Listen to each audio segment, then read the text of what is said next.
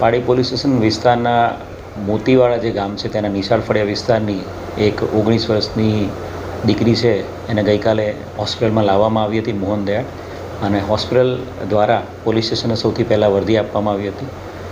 Local police station PI અને તમામ team તાત્કાલિક હોસ્પિટલ પહોંચી ગઈ હતી અને શંકાસ્પદ હાલતમાં દીકરીને લાવવામાં આવી હતી. જે બનાવની ગંભીરતાને ધ્યાને રાખીને જે દીકરી છે એનું સુરત ખાતે ફોરેન્સિક પીએમ કરવામાં આવ્યું છે, અને ફોરેન્સિક પીએમમાં આ દીકરી સાથે દુષ્કર્મ અને એની હત્યાનો બનાવ બનેલો છે એવું પ્રાઇમરી કોઝ ઓફ ડેથ મળ્યું છે.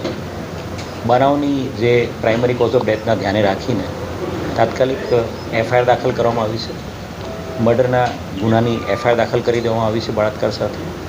આ બનાવ છે એ ગઈકાલે 3 વાગ્યાની આસપાસનો બનાવ હતો અને સૌથી પહેલી હકીકત પોલીસને હોસ્પિટલ દ્વારા આપવામાં આવી હતી.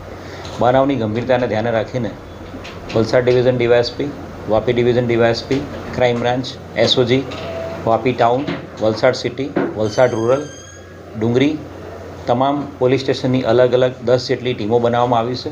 અલગ અલગ ટીમો દ્વારા સમગ્ર વિસ્તારમાં ઉદવાડાથી મોતીવાડાના તમામ જે વિસ્તાર છે એ તમામ વિસ્તારમાં ટેકનિકલ ઇન્ટેલિજન્સ, હ્યુમન ઇન્ટેલિજન્સ અને તમામ ફ્રન્ટ ઉપર વર્કઆઉટ કરવામાં આવી રહ્યું છે અને આરોપીને શોધી કાઢવાના પ્રયાસો હાથ ધરવામાં આવી રહ્યા છે.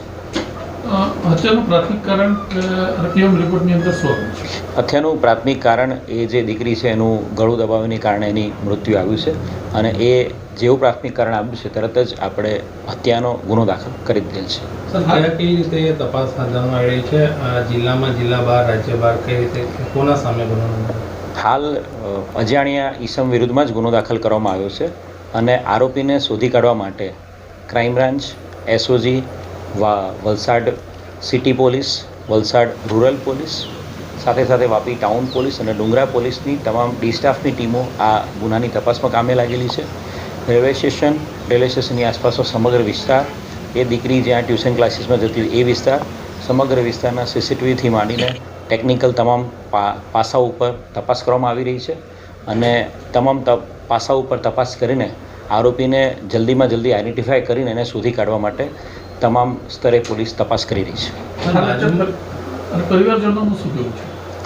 પરિવારજનો તરફથી હાલ કોઈ કમ્પ્લેન નથી. એમનું કહેવું એવું જ છે કે એમની દીકરી છે એ 1:30 થી 2:30 વાગ્યાના સમયગાળામાં ટ્યુશન ક્લાસીસ માટે ગયેલી હતી અને ટ્યુશનમાં 2:30 વાગ્યાથી છૂટ્યા પછી ઘરે આવી નહોતી, એટલે એમણે તપાસ હાથ ધરેલી હતી.